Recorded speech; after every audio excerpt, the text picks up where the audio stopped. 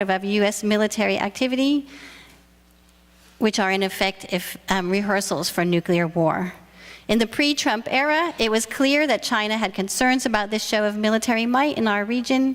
With the Pacific pivot in full swing, tensions in the South China Sea and around Korea, and a president calling for an expansion of the U.S. nuclear weapons arsenal, the social, psychological, and political ramifications of Australia's continued military partnership with the U.S. deserve a little exploration.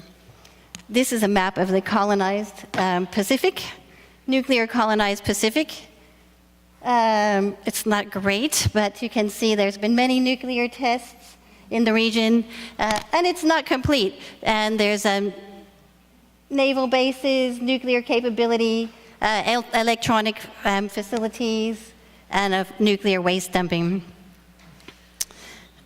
Uranium, how's I'm going for time?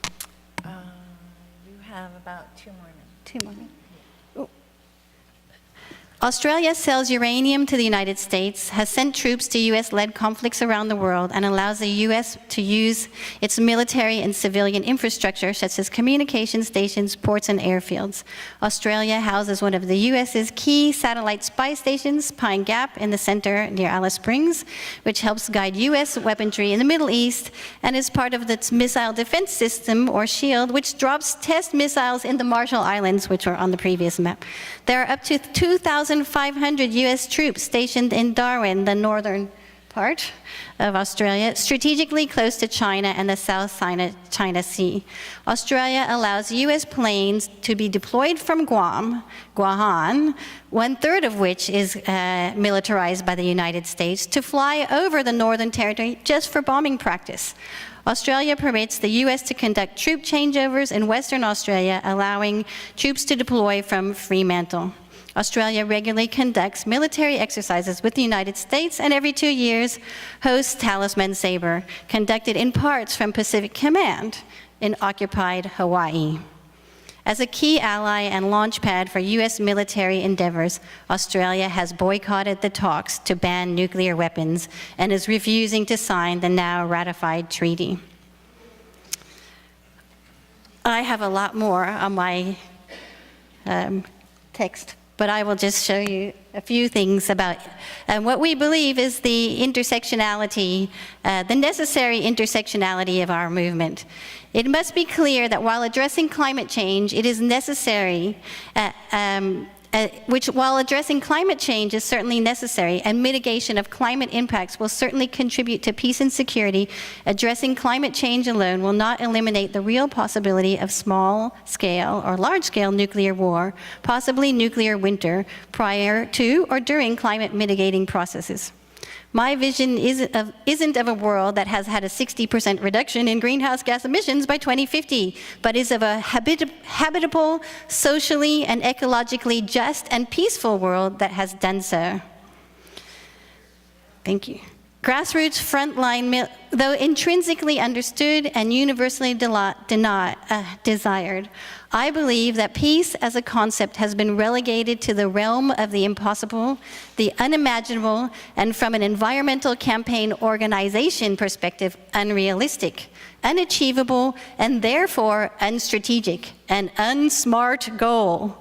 However, grassroots, frontline, anti-military, anti-bases, or anti-war movements are naturally intersectional. That is, communities experience environmental, political, social, economic, health, etc. impacts of war and militarism, and therefore their responses to war and militarism are and need to be multifaceted and linked to movements with which they share common goals. It's 2.5 minutes to midnight. 2.5 minutes to midnight is a perfect time to look at challenging colonialism, racism, militarism, extractivism, and capitalism through ecological and social justice action with a little bit of feminism thrown in for good measure. That's all I think.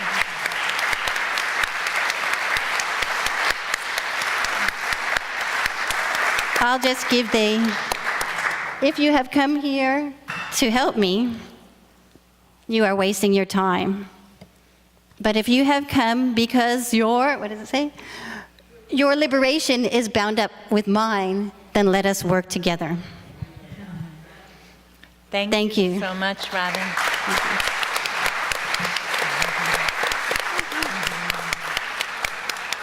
That was very powerful, and I love the drawings that you brought into it and the music and everything.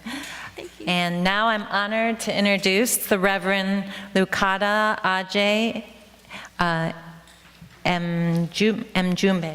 Mjumbe.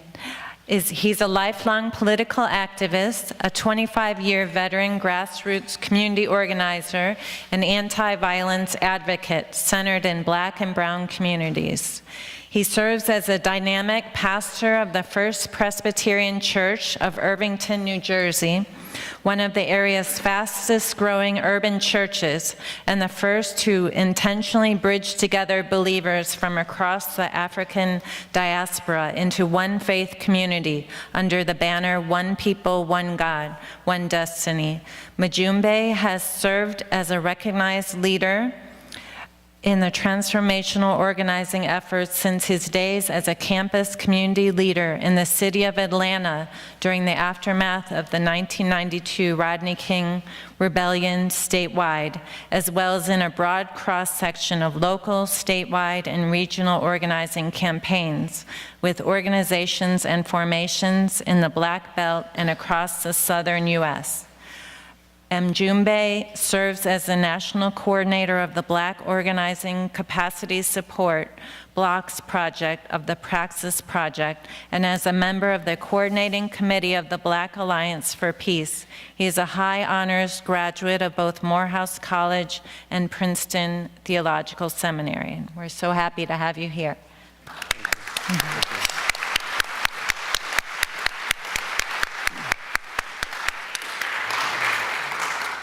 Thank you for the introduction. Thank you for the welcome.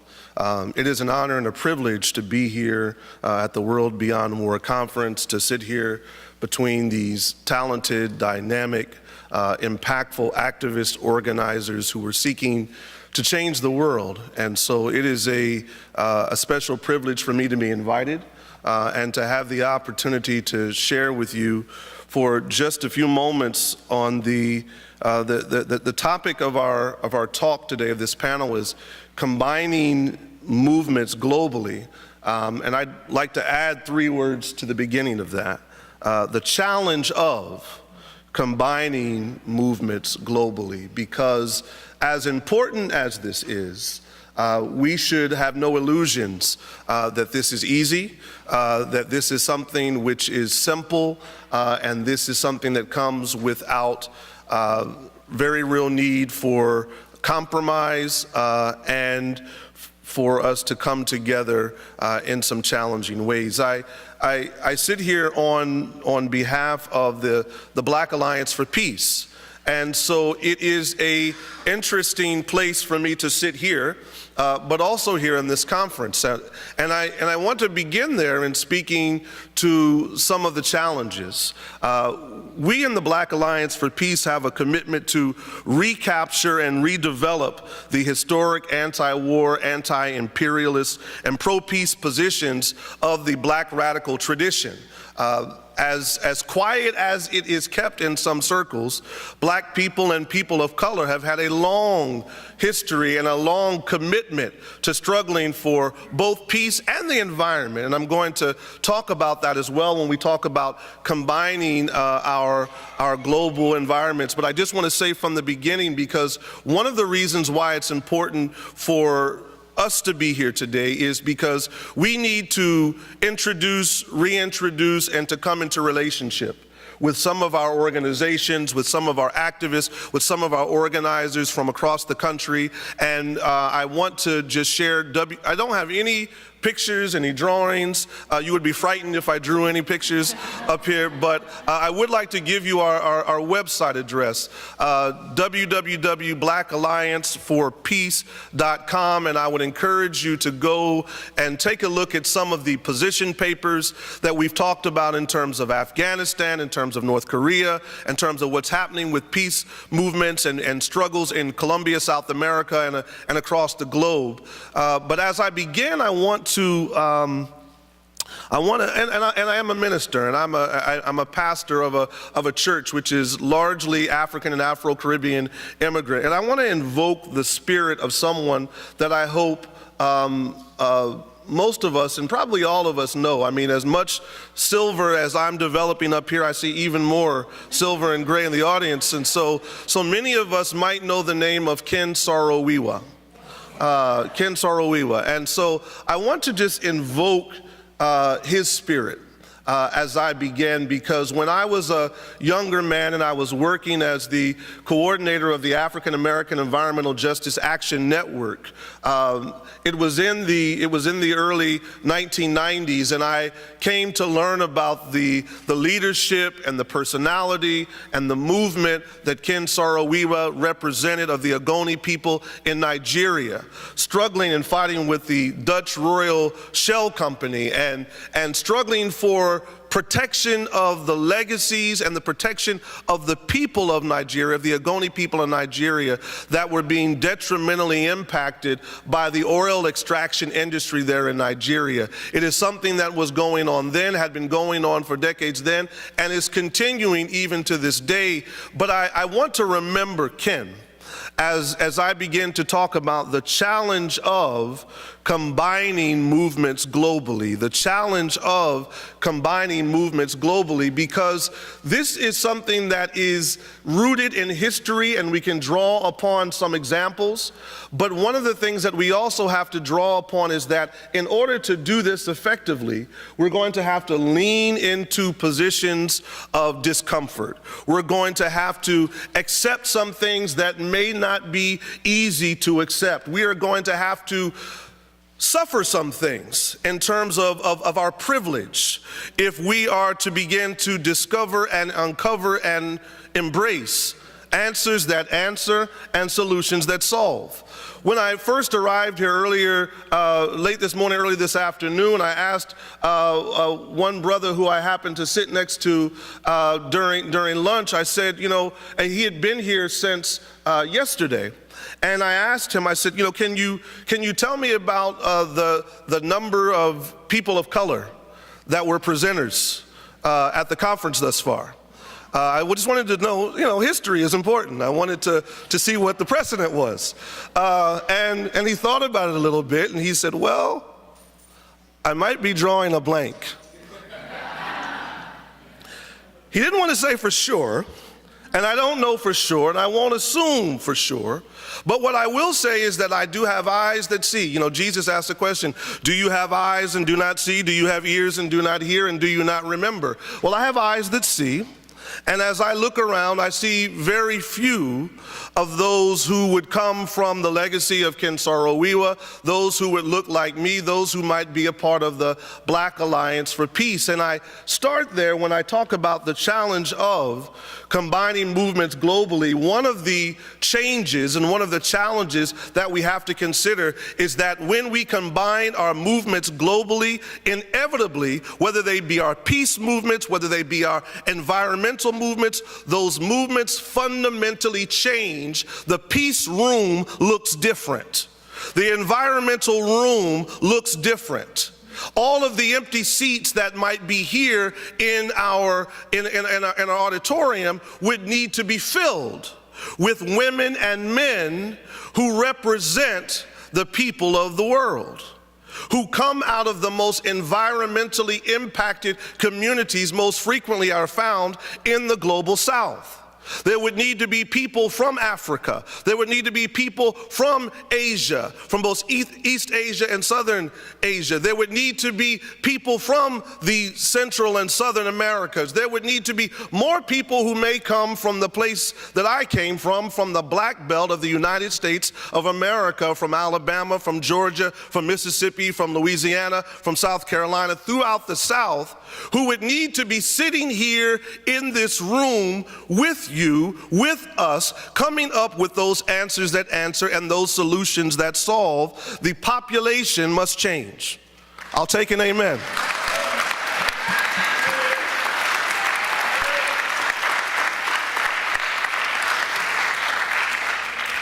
The The population must change. This is one of the things where in the early 90s, in 1991, activists and organizers out of the environmental justice movement from all over the country came together and they developed these 17 principles of the environmental justice movement. But central to those principles was understanding that as we fight for a clean environment, as we fight to transform our ecology, as we fight to save our planet, we have to recognize that in addition to saving the spotted owl, in addition to saving the blue whale, in addition to making sure that we have clean air and clean water and clean soil and clean places to live and work and play, there are human beings that live in those places, and many of those human beings that live there who are disproportionately impacted by environmental contamination and environmental destruction by toxic industries look like me. Look like Ken Saro-Wiwa. They live on the fence line of toxic industries. And as the coordinator of the African American Environmental Justice Action Network in the 90s, I worked throughout communities in the Black Belt South, and I discovered there the very real intersectionality between the environment and between our peace movements. Because what I witnessed in these communities was economic violence. What I witnessed was the kind of violence that Dr. King talked about. Dr. King did not simply talk about and simply did not bring our attention to the violence of institutional racism and the violence that occurred when men and women and children would go and march for civil rights. He talked about, particularly when he went to the slums in Chicago, about the economic violence as being even more surmountable in many ways than the violence of what was seen in the Jim Crow South.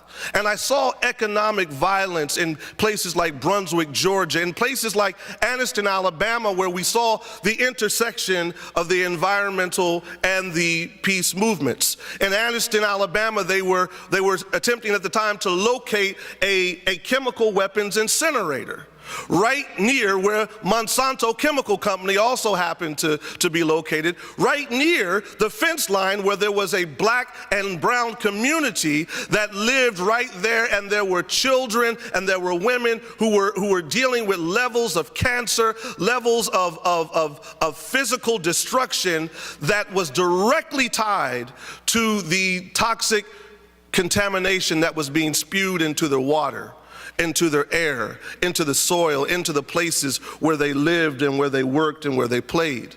And so we saw that intersection. We see the relationship. We must see the relationship. That we cannot truly be talking about saving this earth if we are not talking about saving the people of this earth. And when, amen. And we can amen, we can snap, we can clap, however it is that we do it. This is a part of combining our traditions as well. So we bring these things together, and when we combine them, we begin to change our perspective. We begin to come up with new questions. We begin to come up with new answers. We begin to come up with different thoughts and processes. And when I think about the Black Alliance for Peace, we stand upon the tradition of those like Martin King, who I mentioned, but we also stand upon the tradition of those like Malcolm X. And people might say, Malcolm X, peace? Absolutely. Absolutely, absolutely, because Malcolm X understood that the source of violence that was experienced in this country was white supremacy. We saw that in Charlottesville, Virginia. Malcolm X understood. Malcolm X understood that we can never allow ourselves to be put in what he called the trick bag of whenever we talk about defending the integrity of our communities and our lives, that we are being said to be committing violence. It is violence to have people not have the food that they need to eat, or when you fill them up with food, you fill them up with food that is hazardous, that is contaminated, that is toxic, and even though they will have a full belly, they will not have a full life. That is violence. That is a violence that we must resist today, and as we combine our movements globally, we will have perspectives that begin to change. I'll also say that as we embrace the challenge of combining our movements globally, we have to recognize it's not simply reaching across from one movement into the next. It's about bringing our movements together, and if we are going to sit together, if we are going to come up with new perspectives, we have to be able to understand each other. Our challenges that we've had in our movements for a very long time is, how do we speak? How do we communicate? How do we publish? How do we share information that is available to people who do not speak English as their first language? This is a critically important challenge to combining our movements. If we think that we can just go wherever it is that we go, and we can just enter into those places and be the same white, be the same American, be the same English speaking, be the same privileged people without even making the adjustment of speaking in the language of the people who we claim that we're going to struggle alongside, who we claim that we are trying to combine our movements with, then we have already betrayed the integrity of our movements even before we've opened our mouths. I went to, amen, clap, clap, snap, snap. I was in Nigeria just this past March, and one of the activities that I was involved in while I was there was a clean water campaign. And a clean water campaign, and we were in Lagos, Nigeria, and there were many people in Lagos, Nigeria, because it's a former British colony that speak English. But as I began to talk with them about the Clean Water campaign that was organized by the Presbyterian Church of Nigeria, as I began to talk to them and I began to give them statistics and talk about and they were very well aware of how clean water was so important in their communities. But I had my talking points, I said what I needed to say, but then when they truly began to understand what I said, is with one person who may have been speaking Igbo translated what I said to someone else, and then the faces lit up. Ah, yes. So that's what you mean. And so the challenge of language and opening ourselves up to recognizing that in order to combine our movements globally, that we have to begin to deal with the challenge of language is important. I have experienced this recently. One of the things that the Black Alliance for Peace is very, very aware of and focused on, one of our leaders is in Colombia, now Colombia, South America, not Colombia, South Carolina. I have to frequently clarify that with some folks. But in Colombia, they're in the midst of the peace talks.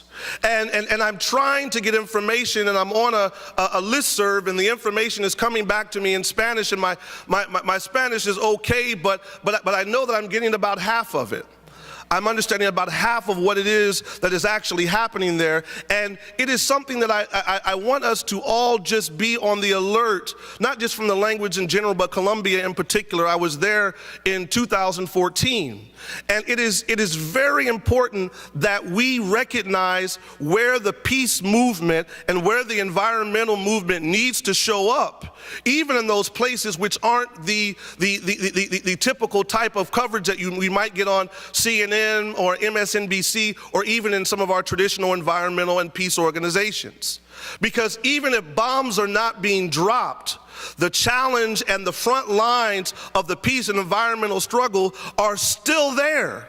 In Colombia right now, the peace process is being threatened and compromised by messaging and communication and language which is being put out by the United States government. And even if the United States government does not drop a nuclear weapon, then it still has an impact in terms of making space for those who want to ravage the activists, the peace activists, the land rights activists, those who are standing up and trying to bring together reconciliation in that country. The doors are being opened for the far right-wing paramilitary groups to begin to attack. And so we have to begin to open up our minds and our perspectives to see beyond what the things that we might normally be looking for if we're going to have answers that answer and solutions that solve. And so I want you to stay connected with us, the Black Alliance for Peace.com, particularly around the issue and the struggles in Colombia, because there are going to be some things that are going to be coming forward, and it's going to require for us to stand in and to stand up. And our leadership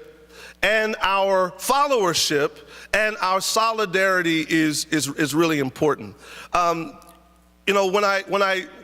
I'll close with a story, which I hadn't decided to close with, but the Spirit just said I'll close this way. When I went to Colombia in 2014, I again saw the intersection of the environmental and the peace movements. I saw the struggle of the guerrillas and the resistance movement and what was happening there. I saw what was coming with the gold mining companies that were stealing land from the Afro-Colombia community. I saw the violence and the attacks and the disappearing that was talked of in places like Buenaventura, Colombia. But then one of the things that was really interesting in a community that I went into Buenaventura, it said something about one of the ways that we might be valuable.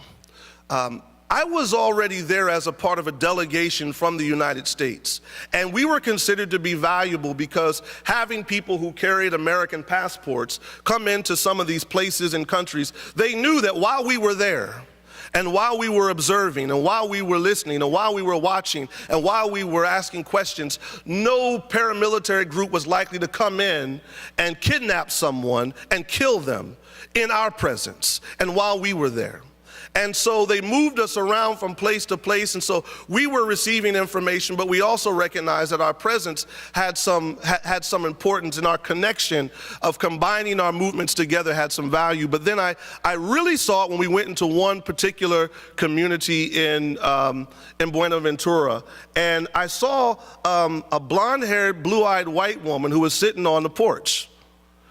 And I thought that was curious, not because I hadn't seen blonde-haired, blue-eyed white women before, but I just hadn't seen many in Buenaventura, Colombia. Because the rest of the community was mostly an all black and brown community. And so I went in and I talked to her, and I was surprised to find out that she was actually from the Presbyterian Church, PCUSA, the denomination that I'm a part of. And I said, well, what are you doing here? Why are you out here sitting on the porch? And she said, oh, thank goodness, somebody who speaks English. So she didn't even speak English, but that's not the problem. I'm not raising it as a criticism. The value that she had in that community is they had a blonde-haired, blue-eyed white woman that sat on a porch, and that was her ministry. The fact that she was present in that place was better than any kind of guard dog, was better than any kind of soldier that they might have standing in front, because as long as she was there, as long as they knew that there was a connection that brought this movement and this community and connected them to the struggles in the United States and connected them to the eyes and the ears and the movements of people who were in the United States, who had the ability to put pressure on federal government administrations, who have the ability to put pressure on corporations that were set up there in Colombia that were based in the United States, that they had a level of safety that they would not have enjoyed otherwise. I'm not saying that I need a bunch of blonde-haired, blue-eyed, or silver-haired, blue-eyed, white-skinned people just to go and sit down on porches in Buenaventura. But what I'm saying is that there is an opportunity. There is an opportunity for us to stand together, to listen to one another, to learn from one another. We stand on a tradition of a Paul Robeson, of a Du Bois, of a King, of a Malcolm X. We stand on the tradition of those women and men of the environmental justice movement and those who have fought for peace and against violence. We stand for those who are in local communities who recognize the connection between the militarization of police departments and the rescinding of policies policies that now allow police departments to bring in these weapons of war and use them on black and brown communities in DC, in Chicago, in Atlanta, in Trenton, New Jersey. We recognize that that's the tradition that we stand on, but we need to stand with you. We need to stand with our traditional organizations. We need to challenge each other. We need to lean into discomfort. And when we do that, I believe that we can come up with true answers that answer and solutions that solve. Let us move forward together. Thank you.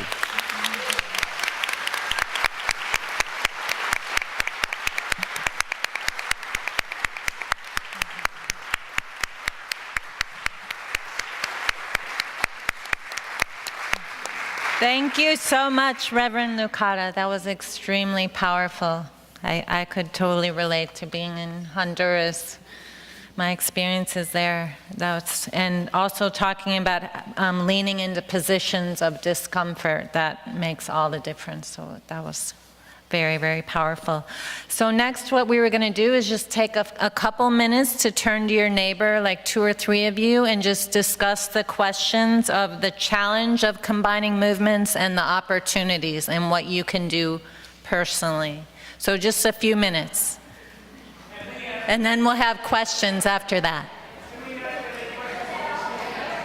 Yes, we're just going to take like three minutes just to discuss with your neighbors.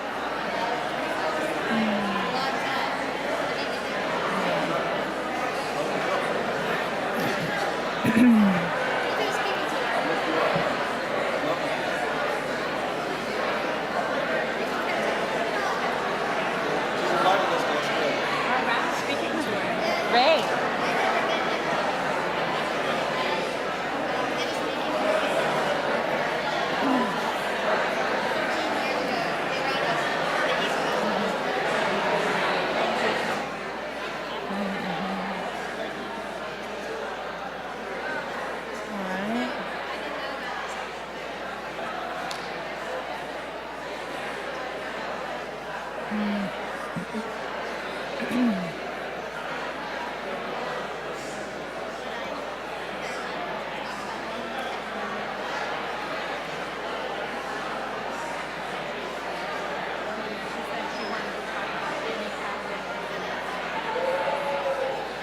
So we'll just do